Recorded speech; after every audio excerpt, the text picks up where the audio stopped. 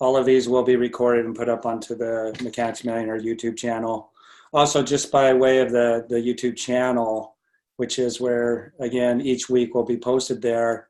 This morning I had the thought, I'm going to be coming up with ideas and just things that I would have wanted to say, or that I thought after the fact. And I'm going to record those and I'll put them up on the YouTube channel as well, just during the week. And things that I feel are, important little nuggets here and there. I'll just record them in my Zoom privately and then put them on the YouTube channel. So if you're not subscribed to that, you might want to subscribe to it. It'll give you a notification, or just check in there often. What else I was going to say about that? And I'll title them for whatever week we're on. So the nuggets will usually have something to do. My mind just keeps going, right? I keep pondering and getting more and more insight and inspiration and things that come to me. And I'll want to pass that on based on what we talked about as a group. And so if it's week one, I'll put something like week one, something, I thought of the word this morning, like week one, nugget 1A, and then week 1A, week 1B, whatever it is I come up with, additional resources or something like that. The word that I thought of worked perfectly this morning. It'll come back to me. But I'll put week one, and then because I'll probably have multiples of those at different times, it'll be week 1A, week 1B, week 1C. And then the main, this recording on Monday every week will just say, empowered to have it all week one. So next week will be empowered to have it all week two. So if I have any, what do they call it in a book when you add something to the book? Not an addendum, but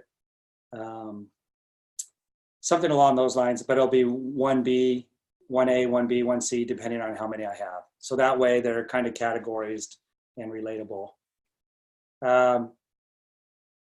All right, so let me just since this is the first week, I want to get us all started off on the right foundation and kind of the mindset of coming into this. Like I had said on earlier recordings, this is not, there's no, an appendix or something like that. Yeah. I don't see a finish line at this point. It's just going to continue and evolve. And that's how we grow, right? It's a continual process. So right now, as far as it goes, there might just be me and one or two other people after a certain point. I don't know. Maybe it'll grow and get bigger. I don't know. But I'm not concerned about that. What I'm concerned about is being true to myself and what I want to accomplish here and offer in way of a service to others and work together on that. So come into this with, because learning these principles is kind of like math. You've got to understand,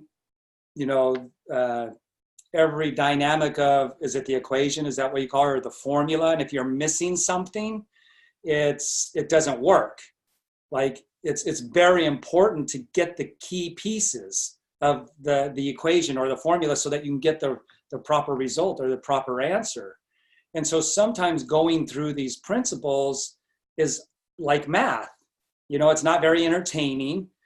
It's kind of like watching grass grow or watching paint dry on the wall sometimes, right? I'll try to keep it entertaining. To me, it's always entertaining. To me, it's always like I can't get enough of it. However, I can understand that it may come across like math sometimes. I think that's why sometimes we lose people in the process. But here's the thing that I would say from my perspective is that maybe we might look at math as well. Why am I going to need trigonometry in my daily life, right? How's that apply in a practical application? And it may not. I feel like I've done pretty good in life with just learning simple addition and division and multiplication. I don't really know much past that. I had my football coach for math, and he didn't make me come. And I had him the whole time through high school. So I don't really know math that well. But as far as the successes that I've had in life and the practical application of the principles that really matter, even though it might be like math, it's very practical in its application.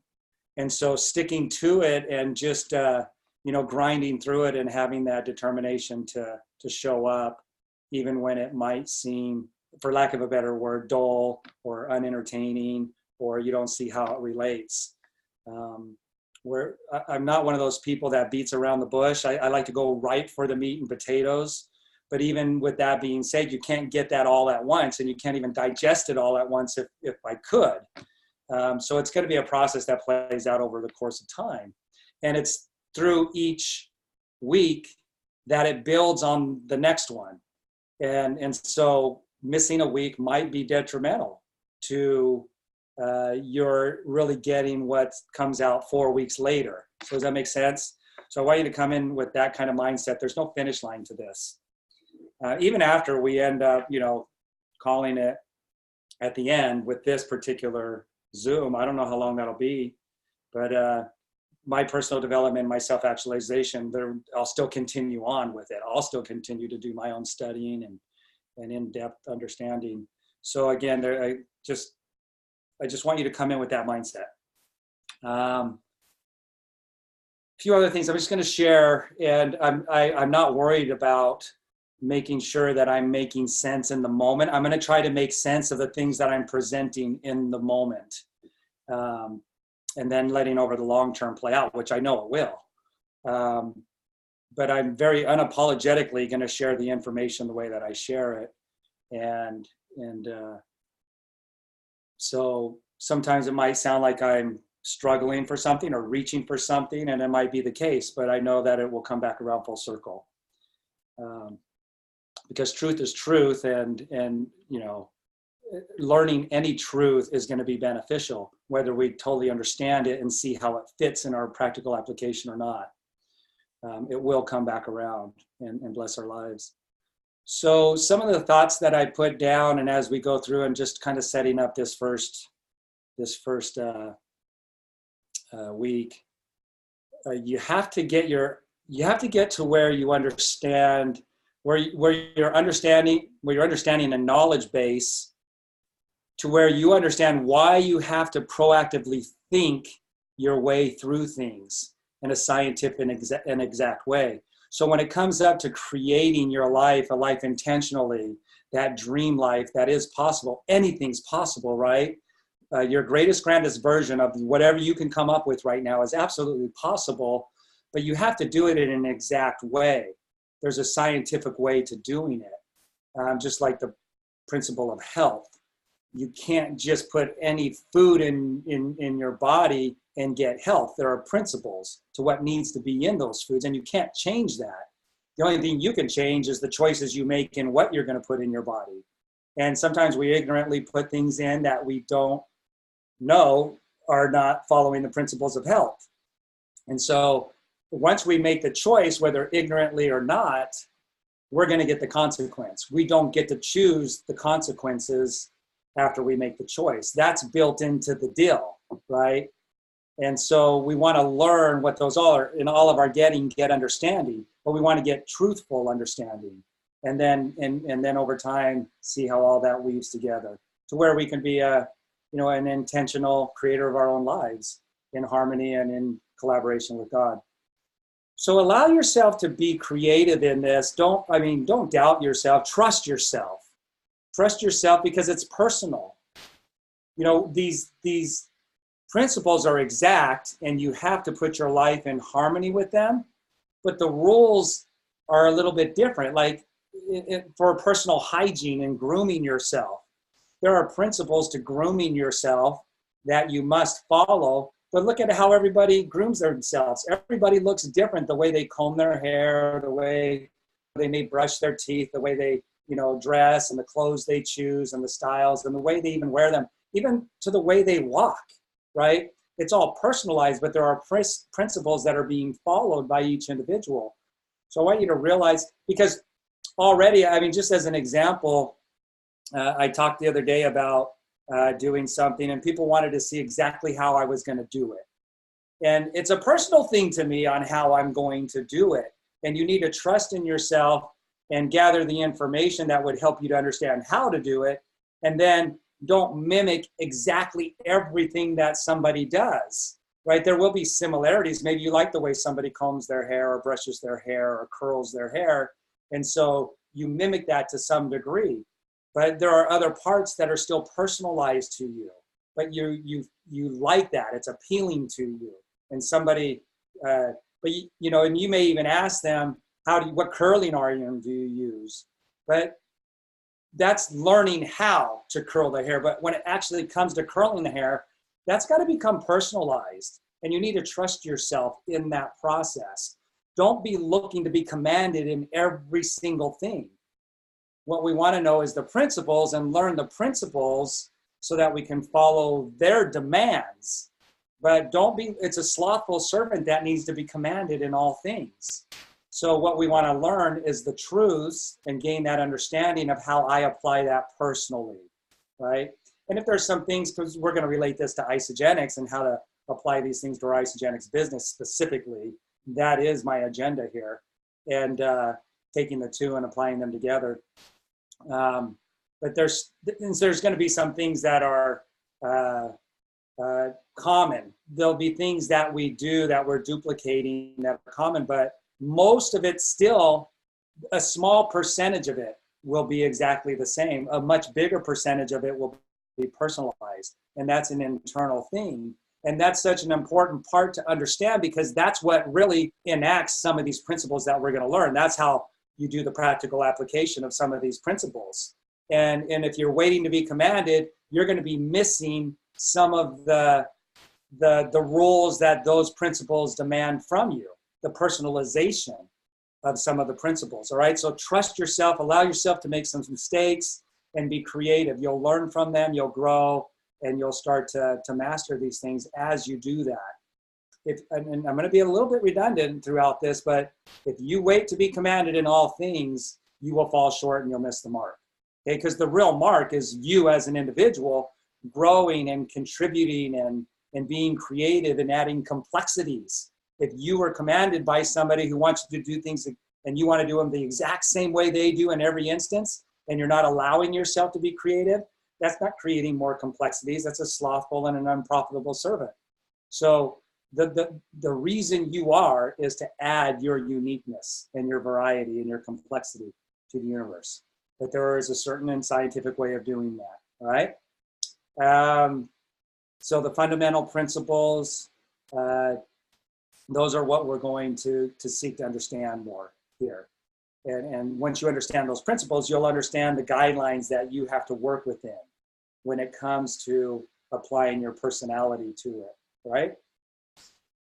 I texted something to myself the other day about, and I can't remember exactly. I think this goes a little bit into it. Let me just pull up my text. From me to me. Sometimes I just don't know where to write things down. All right, okay, so I don't lose them. All right, I'm gonna read this and then I'll go a little bit more into it here. You have to proactively think your way through things, not passively and not reactively. Most people are passively thinking about things like the outer world is working on them. The outer world is causing them to think, right? And both passively and reactively. So sometimes things are forcing us. The outer world is forcing us to think a certain way, and we're allowing it to act on us like that rather than us acting on. So we have the potentiality, right? That's the process of self-actualization, is bringing out those potentialities within us. And if we're letting the outer world suggest to us or demand to us to think in a certain way, then we're being passive and reactive. And that's not what somebody who's going to proactively, you know,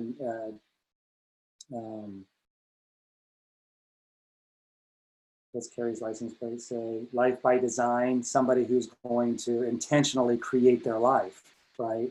A life by your design. If you're passive and reactive in your thinking, then you're not taking control in the driver's seat. Earl Nightingale, I'm going to throw out things and I'm not going to keep I'm not going to answer, what was that book again? Get it the first time or go back and listen to because, you know, I just don't want to waste time doing that. or somebody else can answer it that knows in the chat box. Earl Nightingale's The Strangest Secret. He talks about that, taking control in the driver's seat. And he uses a big earth mover, and how he was driving to Arizona one day, and he saw this big earth mover, which was huge, as big as a house, right? The wheels could crush the car easily. And how this little tiny guy was directing all of that power and all of that force down the road, and how he was focused and he was concentrated and he was in control of that big, powerful vehicle. And he says, in the same way, this how we view ourselves sometimes as this tiny, insignificant person in this vast universe, but we're in control of a very powerful machine. And if you're passive and reactive, and you're not really paying attention, and you're not focused in the right way, in an exact way, you could steer that earth mover right into the ditch. And a lot of times people, it's a great analogy, because a lot of times people do steer their lives right into the ditch, even though they have this great power that they're in the driver's seat with, okay? So you create inertia of your own making and choosing when you are consistent enough and do it right. You become a conscious creator, and nothing but yourself can interrupt the creative process. That being said, there are many things that can and will knock you off course. So you are more like the constant and consistent navigational system in an airplane that is continually being knocked off course by the wind, by the environment, by mechanical, malfunctions or whatever. The airplane is continually being knocked off course, but the guidance system, the navigational guidance system, is continuously bringing it back on course, right? And so we live in a world that's going to continually try to knock you off course. Even your own mind and your memory and your old past experiences, because of the erroneous ways you're viewing things with your paradigm, that's going to try and knock you off course, right? So you're going to be continually correcting yourself until your subconscious picks it up as a new belief and starts to run the show, right? So in the beginning, it's going to take more of a demand from you consciously, more discipline, more willpower. That's one of our mental faculties, is our willpower, to will something to happen. Okay, so this will make more sense as we get into how your mental faculties put you behind the driver's seat and takes you from going passive and reactive to being focused and concentrated. But through that focus and concentration that each one of us has the ability to do, we create inertia. It's an unseen inertia, but as on the inside, your outer world will start to reflect it. And as you start to gain more discipline and over your thoughts and feelings, you will start to see your outer world change. The more dramatic you change the inner world, and you do that on a constant and consistent basis, like the guidance mechanism in an airplane, the more your outer world will start to change. And you'll see that. And it's just going to blow your mind at first. I mean, if you're just doing this on hope and on trust, which I did, that's where I was at. But I played at 100%. I took it as gospel truth as I was reading the book, because everything else that I had learned, even in my own gospel, not my gospel, but the faith that I belonged to, even as I had done everything I knew how to do.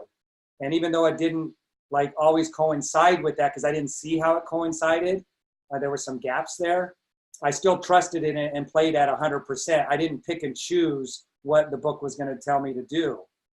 I had already been doing that my whole life, and I was in the ditch, right? So I got into a place where I was going to trust in it and not argue with it or try to counter it with my old paradigm. I came in as a clean slate, kind of like Bruce Lee, the famous martial artist, expected of his students.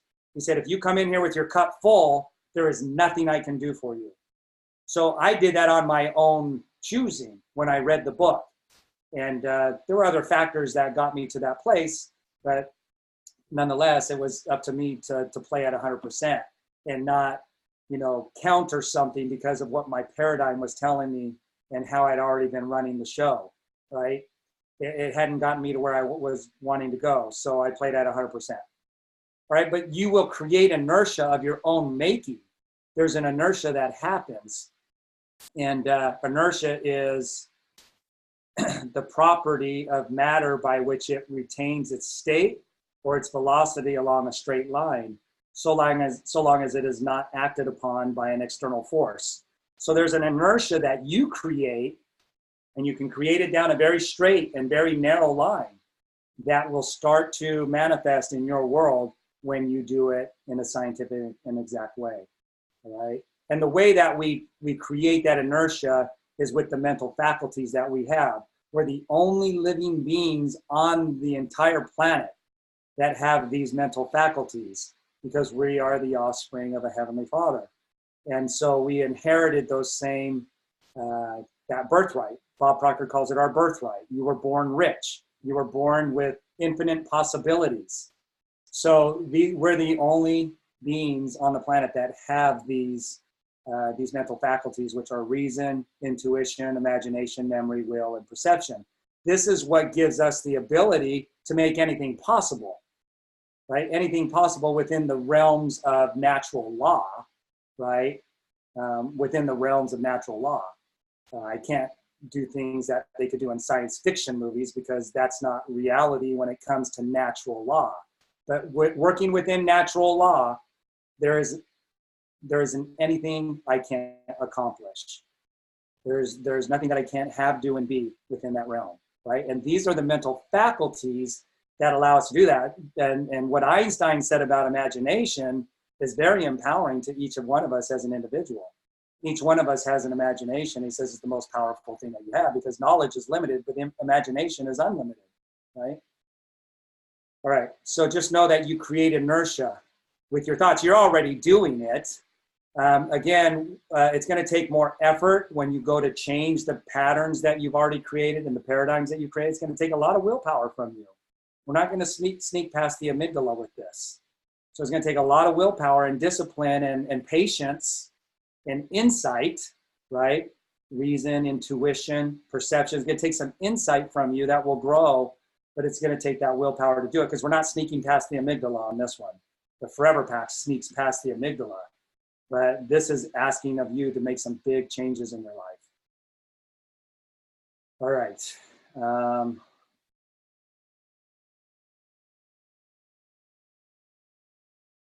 So there is an unseen power and force that leaves you. Your invisible power. There's a book by Jenna P Near, who was mentored, the only person ever mentored by Thomas Troward. And she wrote a book called Your Invisible Power. That's that inertia. It's upheld matchlessly and immutably by God. It's the way God built it. He wove it into the fabric of the universe, right? And it's a cause and effect. Science calls it cause and effect, or action and reaction. But it is your invisible power. It's breathing you right now. It's beating your heart. It's pumping your heart. It's causing your cells to divide. That same invisible power that is keeping you alive right now. We don't really know a whole lot about it with our finite minds. But that invisible power, you're able to direct it and to will it through these mental faculties that we have, right? And you're meant to. So it's upheld matchlessly and immutably by God. And when you are consistent enough and you do it right, you become a conscious co-laborer with God, a wise and profitable servant. It's faith, or another way of defining it, all right? So it is faith. Faith can move mountains. Faith can, it's by faith that we'll do these things, and that you'll do things in a scientific way, in an exact way, a certain and scientific way, Wallace calls it. And it's through that faith. But faith is another way of defining that we might be a little more familiar with and wrap our minds around a little bit more, is that feeling that you get of expectation. Expectation is perfect faith, when you expect something, right? So that's maybe a little bit more, you could control and develop that expectation that you have around your Isagenix business, right? And sometimes we have expectations that drive us right into the ditch. Why? Because there's outer forces and our old paradigms causing us to go there. So we haven't developed. Your number one priority should be to develop your mental faculties to where you're in control of your thoughts and feelings in a very exact, very specific way, all right? All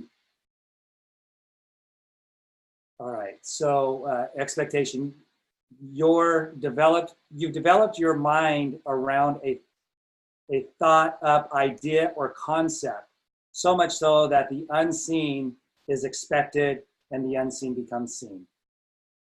What that developed mind looks like is why we are here. I probably didn't word that quite right, but that's our purpose, is to learn how to guide and direct and develop our minds so that we become the masters of our destinies. To so develop the faculties of your mind that you clearly understand the process and can go from one win to the next. All right, that is your purpose. That is the number one purpose. There are many things that will knock you off course, but like the mechanical guidance system on an airplane, you need to constantly be bringing yourself back. In the beginning, that's going to demand more of you in the way of willpower and discipline and focus, until your subconscious picks it up, right? And takes that on as a new belief. Because we can reevaluate things, and that's what we're going to be doing here. We're going to be reevaluating things and exposing you to new truths that give you the opportunity to reevaluate and then embrace. But just because you agree with them doesn't mean you believe them in a practical, applicable way yet. That's going to take some work on your part to take those new truths and those beliefs to where you take them on as a subconscious belief, an expectation, okay? A deep-seated and rooted belief. All right. I want to go back to this and then we'll spend this time. We had to jump into the book.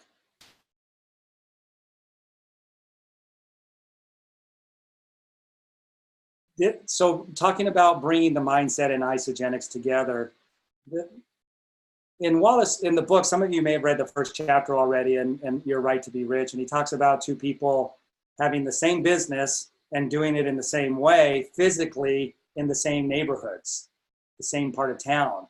And one of them goes on to become successful, and the other one goes on to bankruptcy, right? And so they're doing something different. Physically, they're doing the same thing. Let's take like a laundromat, okay? And they're doing things the same way. They're even, responsible with the money. They're not being irresponsible. They understand how to keep the books, right, so to speak, financially. But one of them still goes bankrupt, and the other one flourishes and becomes very successful, and then opens up a whole chain, right? What's the difference? It wasn't in the physical things they did. It was in the unseen things that they did. I would often tell people, I wouldn't be asking Lynn Hagedorn how she explains the comp plan. I mean, you need to know those things, right? That's the physical things that you need to do the business. But there are people who know how to explain it like Lynn, but they're not having the success like Lynn.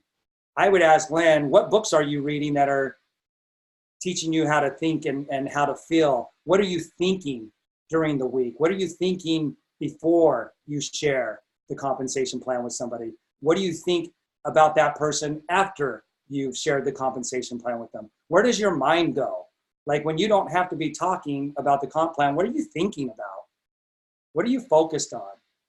Right? That's would be getting to really the heart of why she's having the results that she's having.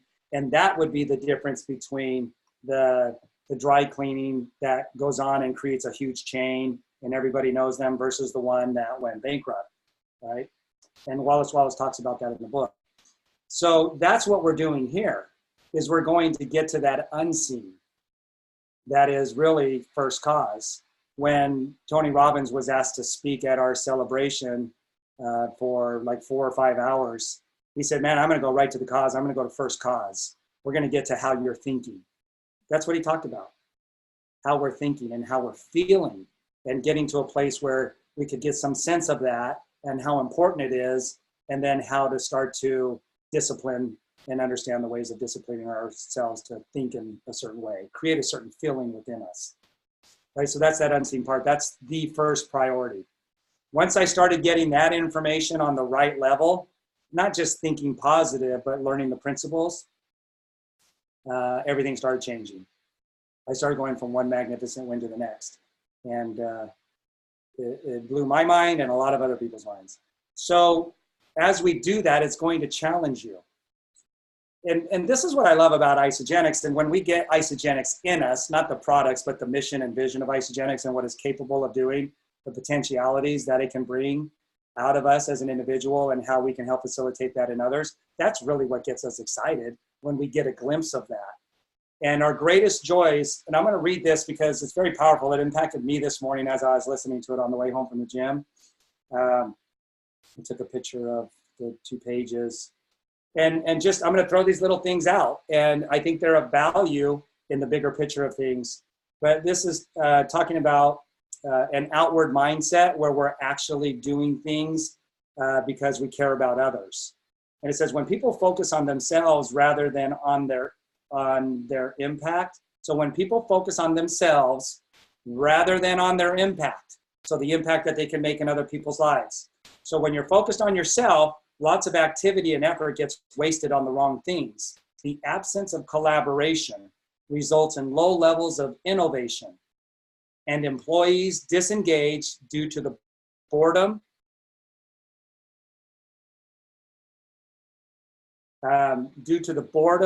inherent with inward mindset thinking and working.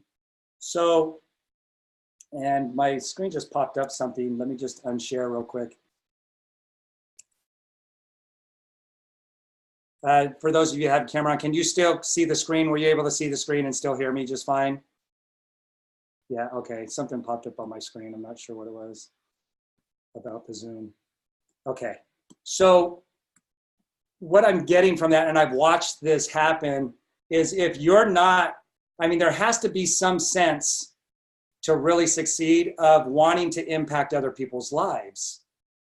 Now, there is an important part of filling your own cup and living your life at your highest, grandest version for yourself.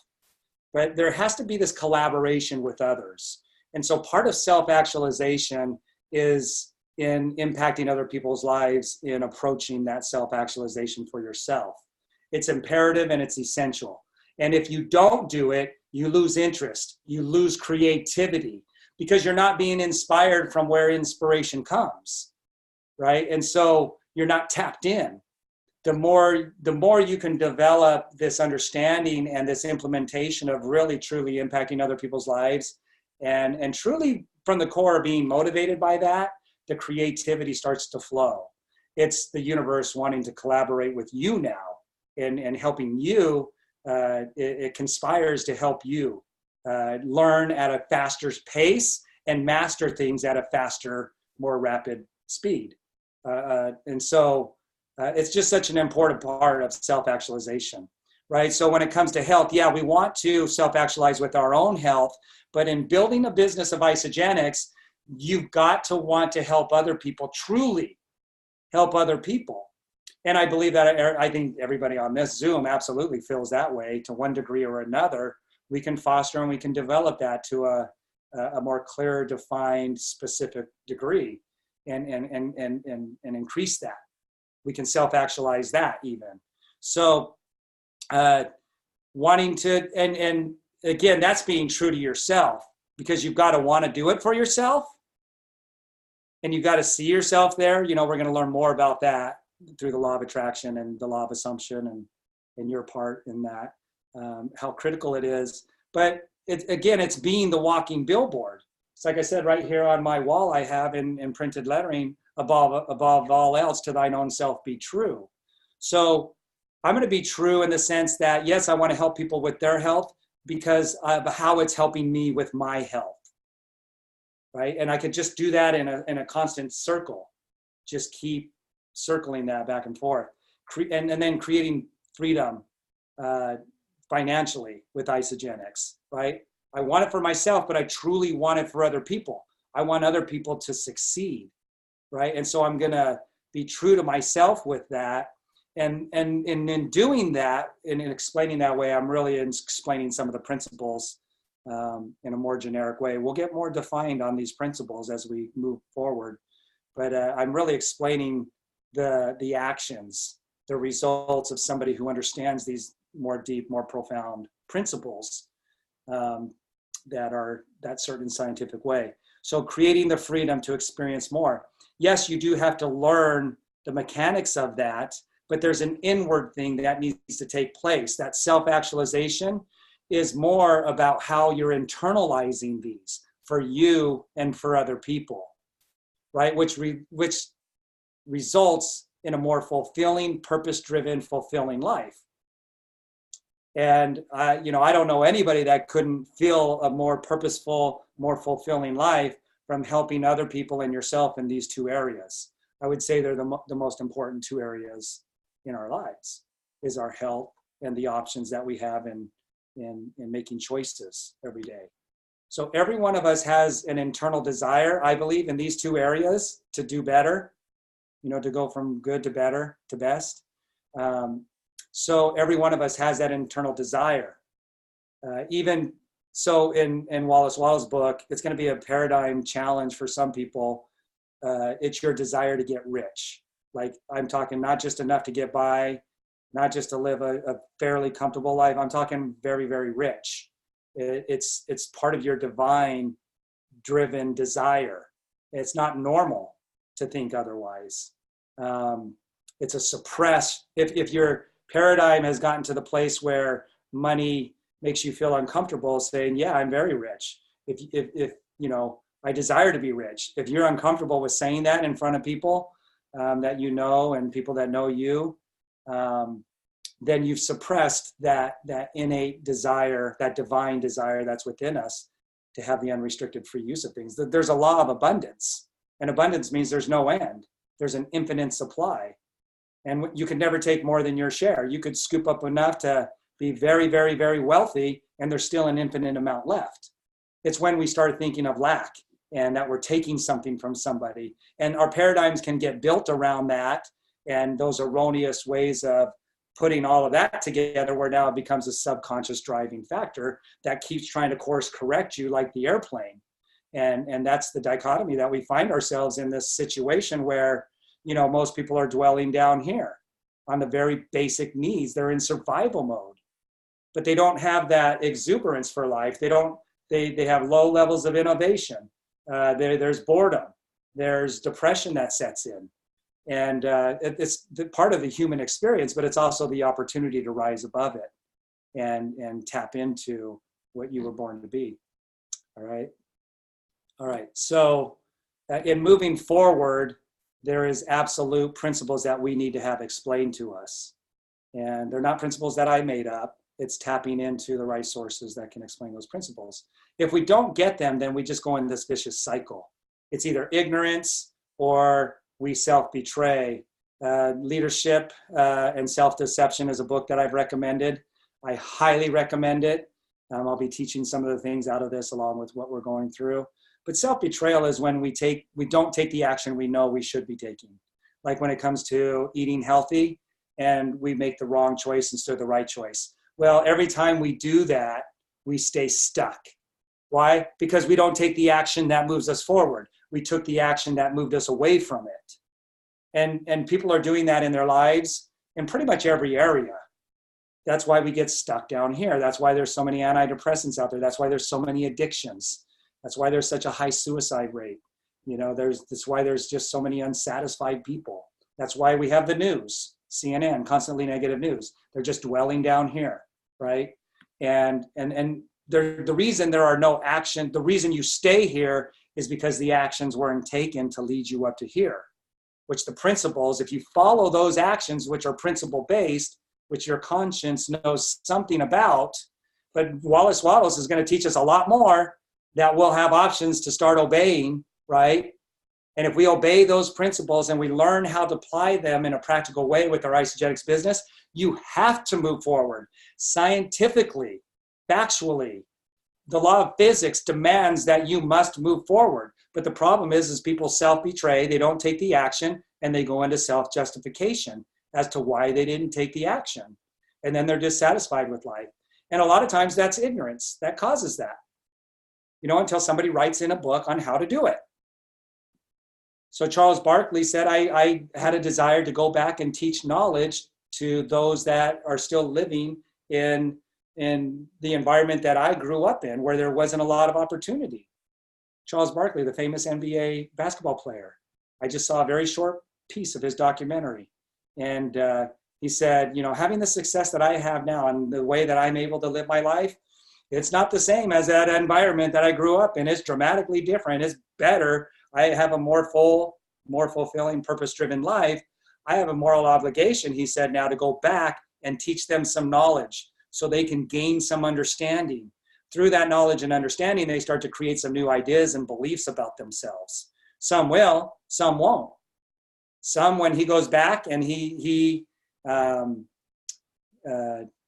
articulates that knowledge and understanding to people in that environment, some of them are just going to disregard it.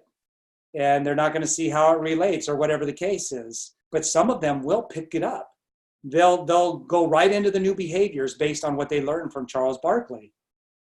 And those new behaviors will be in alignment with the new knowledge they got, which was principally based, which then starts moving their life forward.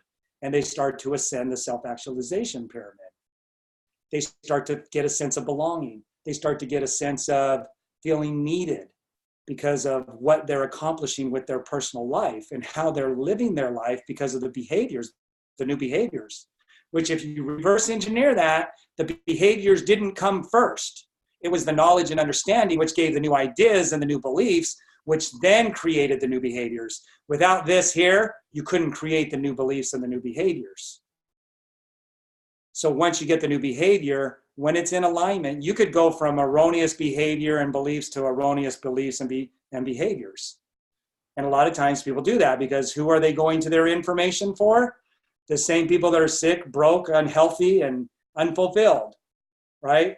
And they just keep regurgitating the same stuff from the same people, right? So Charles Barkley, to go back, this is going to be a whole new world for some of those people and what they can glean from him. And then the results are going to be better.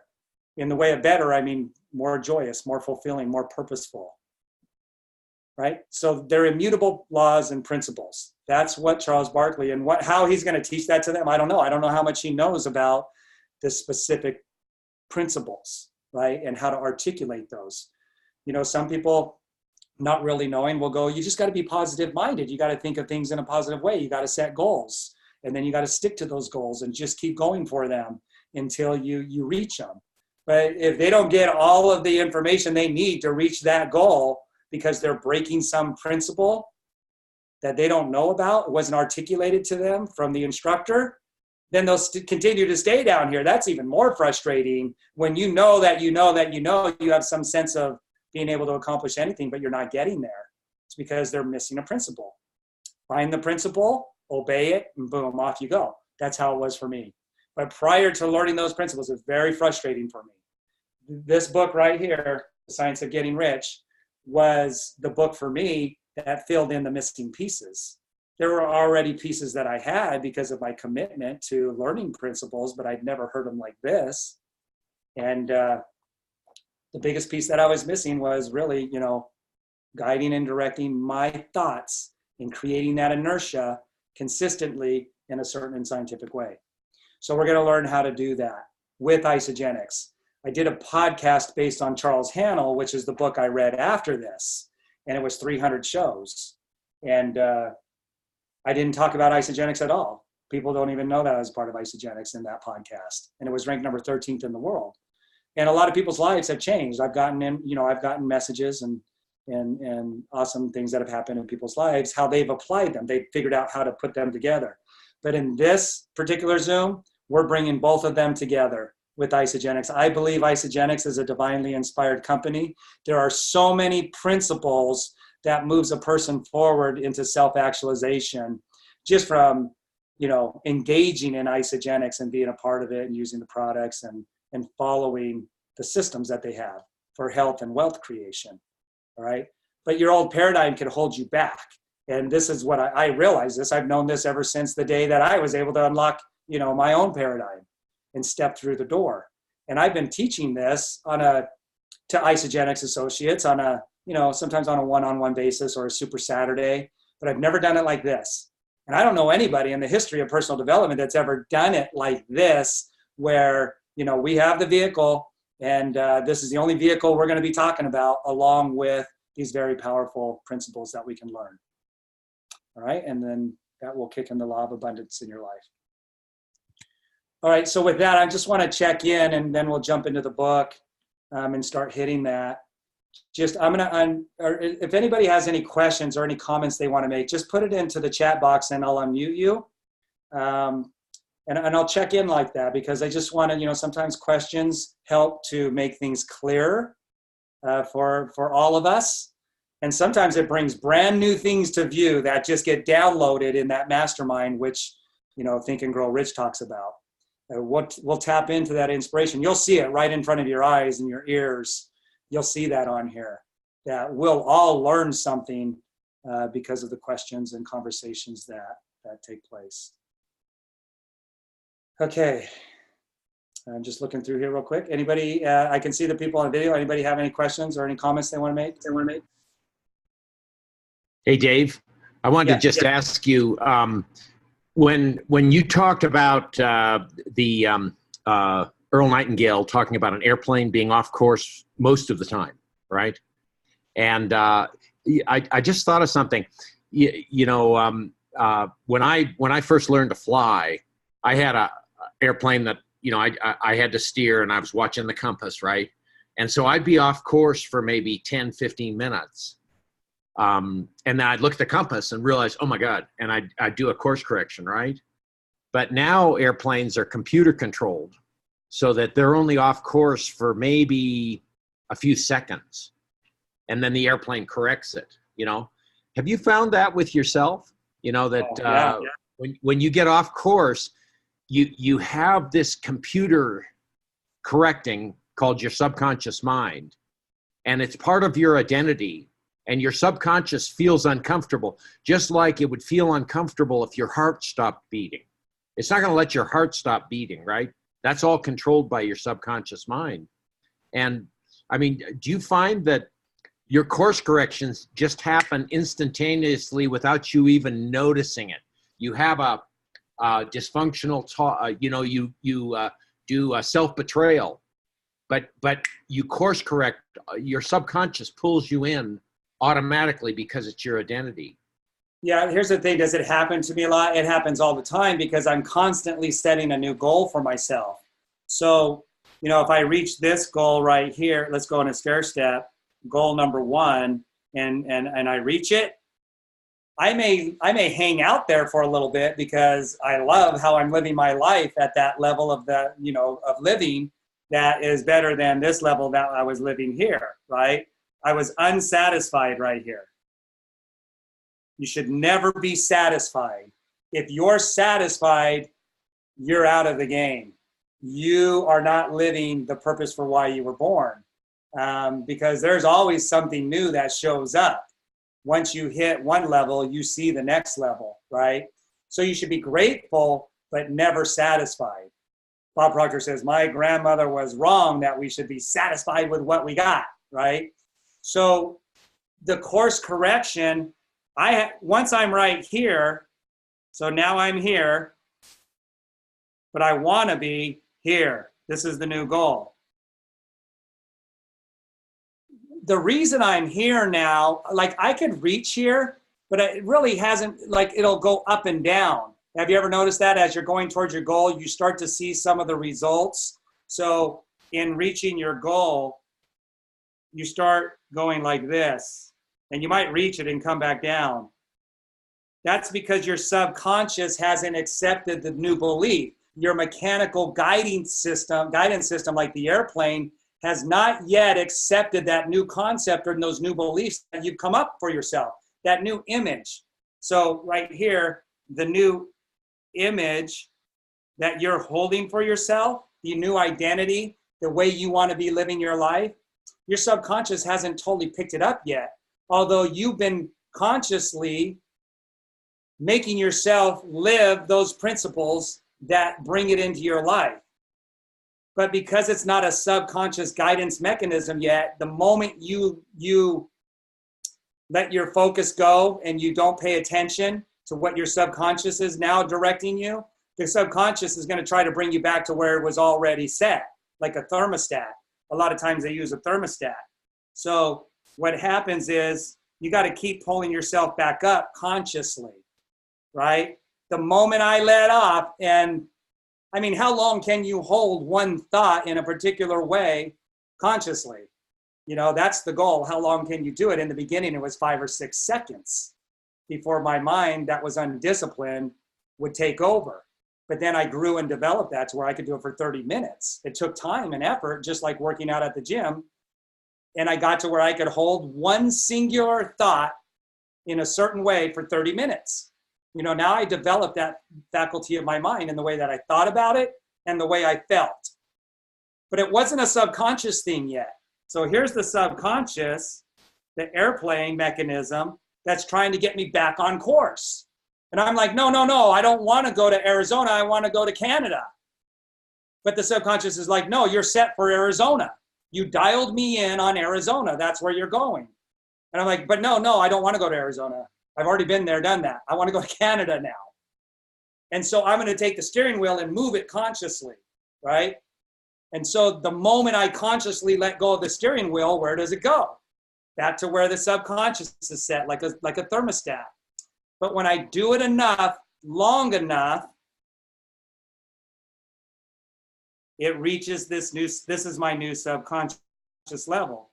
The mechanism is now set there. That's where the thermostat is set now. So when I'm going for the new goal now, right here, that's the next level. So I got to get from here to here with my subconscious. The only way I can do that is consciously. That's why your number one priority should be to develop the faculties of your mind so that you can override the internal guidance system that's trying to keep you here. And it's very tricky. It's very deceiving. It will even create chemical reactions that make you feel a certain way to try to keep you here. And that's where you just got to willpower through it and know that this is what you want. And you've got the triggers and the mechanisms to help you stay here, right? And we'll talk about those 3x5 cards and the triggers and mechanisms and the tools that you could use to keep your mind here until you get your new subconscious here, right? And, you know, Tiger Woods had it, and then some things happened in his life that were so dramatic, he set a whole new image of himself that went down here. We all got to see that publicly. I'm not judging Tiger Woods, and neither should you, but we should be able to see the contrast of what happened in his life, right? So we're going to learn these principles from the Science of Getting Rich on the certain and scientific way of why to do that. That's gaining the understanding of why and how to do that. We'll get both of those, and we'll do it in accordance with our Isagenix business, in harmony and in conjunction with our Isagenix business. And I'll lay that out exactly how I did it. But again, you keeping that personalized. I'm going to give you the triggers and the mechanisms by which to do it and the understanding and the definitions of the principles. Now you're going to understand how and why you need to do it. And then you got to do the do, right? At that point, I can't do your push-ups for you after that. Okay. All right. Any other questions or comments and anything you want to add to that, Malcolm? I'm constantly course correcting. And even when you're here, there is a memory and there is some sense of that old thermostat that if you're not careful and you're not consciously awake and aware, you could go back. There could be things that trigger those old memories to cause you to feel here. Something somebody says and the circumstances that were in your life in that moment, they all added up and made a perfect scenario to create those chemicals in your brain to make you feel this way, and you bought into it. All right? So you never are completely free from, you can't unlearn what you've learned, right? But you can learn new things, reevaluate them, and create a new identity and a new mechanism. But you've got to be forever on this journey. If you're not, you're either growing or dying. You're either going forward or backwards. There's no maintaining. It might look like you're maintaining because you're doing a lot of oscillation, and you can oscillate your whole life right here, and you could even do that on this level down here. You might every once in a while go boop, and then back down in here. Right? Well, you're that's never where staying you were. exactly the same. You're either going forwards or backwards. You were in the basic needs zone, right? You were working from 4 a.m. until 8 p.m, right? To provide food, water, warmth, rest, security, safety for your family. Yep. And you had to make the transition from mechanic to millionaire. And not every, I keep thinking about when Carrie got uncomfortable, because here you went from a person who was always in motion to provide basic needs. You began to tend to your psychological needs by being in a dark room and focusing your mind. And Carrie wasn't comfortable with that. She was saying, well, why isn't he out working? Why isn't he out promoting the business? Why is he in a dark room doing nothing? But you weren't doing nothing. You were focusing your mind. You were tending to your psychological needs, right? So that you could get to the position where you could self-fulfill, where you could achieve your full potential. You had to do the push-ups first. And not only were you uncomfortable doing the push-ups, but your wife was uncomfortable too.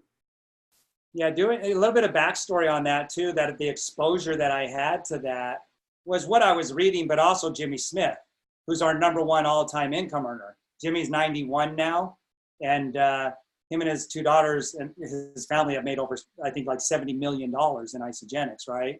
And he said when he was first introduced to network marketing and this concept of being a butcher to a network marketer, he listened to the record from Earl Nightingale, The Strangest Secret. In fact, he used to hand out CDs of it at events. He would pull them out of his briefcase and say, here, listen to this, and just give you a little bit of background on that.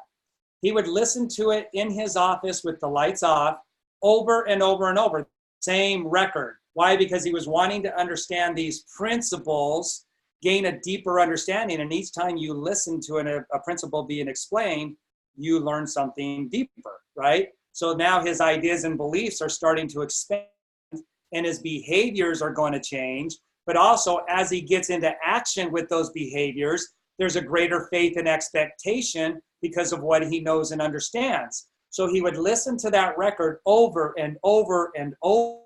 And here he is, like, in his 70s, 60s and 70s, somewhere around there. And as he overheard his wife talking to her sister, he just sits in that room. He just listens to the same record over and over and over. I don't know what's happened to him. I think I should take him in to see a psychiatrist. Right? She didn't understand what was going on. Right? And so the background, some of the backstory of that, of me making sure that I did that, was a little bit of being aware of what Jimmy Smith's story was. All of this started to change when I got into Isagenix. Lenny Evans is the one that handed me this book in my first month of being in Isagenix. He didn't know the profound effect that this book was going to have on my life and how it was going to change my life. But this is where it was handed to me, and then being introduced to Jimmy Smith and just hearing some of these things. So when in Egypt, do what the Egyptians do if you want to be like an Egyptian. So Jimmy Smith, great role model, somebody who exposed me to some things, right? So I know we're close to the top of the hour. I have a comment. Heather, let's go to Heather. Where are you, Heather? Wave your hand. There you are. Okay, go ahead, Heather. Hey, so when you're talking about being satisfied, I had the scripture. So in the Bible, Paul talks about how he says, I have learned in whatsoever state I am in therewith to be content. And so I'm having this internal battle with myself. I'm like, okay, not being satisfied and content. And in my mind, I was thinking those are the same things, but they're not. And in case anybody else struggled with this, I wanted to share this. So content means peaceful happiness. That's the definition of content. Mm-hmm. So to be content means to be peacefully happy. To be satisfied means that we are no longer growing. We have no desire for more. So if we think about like Thanksgiving dinner that we just all had, I got to the point where I was very satisfied. I did not want any more food. I was done. So emotionally, if we're at a place in our lives where we are satisfied, it means we have no more desire for growth. We can be, it's this divine discontent that we feel.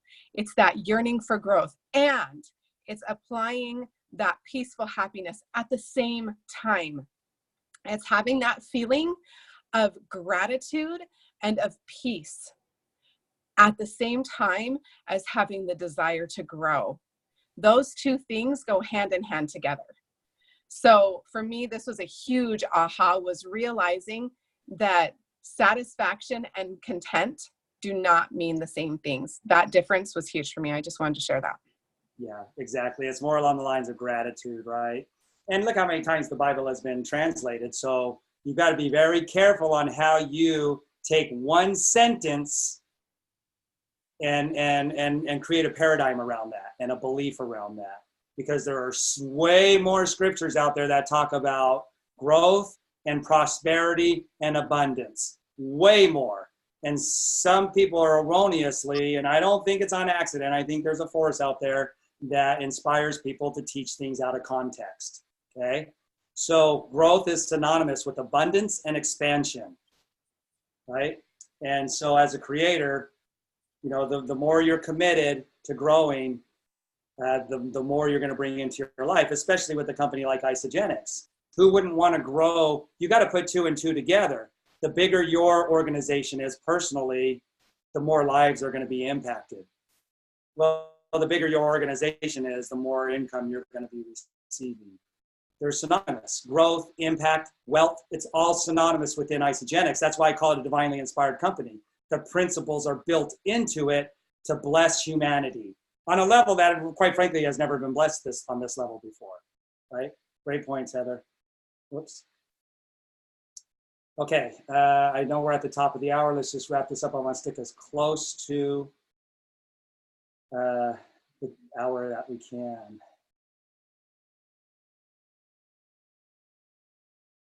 Okay, I'll go through and read some of these comments. And then again, watch for any added YouTubes. I'll get this up on YouTube. And then any little nuggets, anything that I want to add to it, I will record into YouTube. And I'll post it on the Facebook groups, Forever University and ISA Team M2M. But the best place, the surest place is just go to YouTube, subscribe to it, and it'll tell you a notification when something's just been posted. So, you know, your call to action today, you know, if you haven't started reading the book, read the first chapter. We'll jump into the book. I wanted to set the foundation of some of the mindset of just coming into this and giving a broad kind of overview perspective. But now we're going to go into the book. We'll read the first chapter all the way through on the next one. It's very short, like 4 pages. And then we may spend 4 weeks on that one chapter, picking it apart before we move to chapter 2. I would recommend just keep going through the book, read through the book. I would get Leadership and Deception as a supplemental reading. Get the audio, Leadership and Self-Deception. It's by the Arbinger Group. Just do that as a casual reading while you're, you know, using this as the main context, The Science of Getting Rich. And then I would start to frame up for yourself the impact that this will make in your life as your Isagenix business expands and grows and you get greater and greater compensation. And, you know, put the pros for that, but also put the pros for other people. How is it going to impact their lives? That's the law of compensation. And you must build that into your vision and your goals. Your vision boards must include the law of compensation. So that would be some homework. Read chapter 1, try to understand. If you want to just keep reading chapter 1 over and over, or just go through the book. But we will spend some time on chapter 1 over these next couple of weeks, for sure. All right? And we'll bring things into it, just like I did on the podcast. All right, I'm gonna stop the Zoom here now, the recording, but I'm gonna go through and just read things in case anybody had some questions or comments, and then answer those on the next week. All right. All right, you guys, and post some things in the Facebook groups and let us know what's going on for you, what you're processing, and if you have some questions or comments there as well. All right, let's continue that environment throughout the week. All right, you guys, thanks so much, and we'll see you next Monday. Bye, everyone.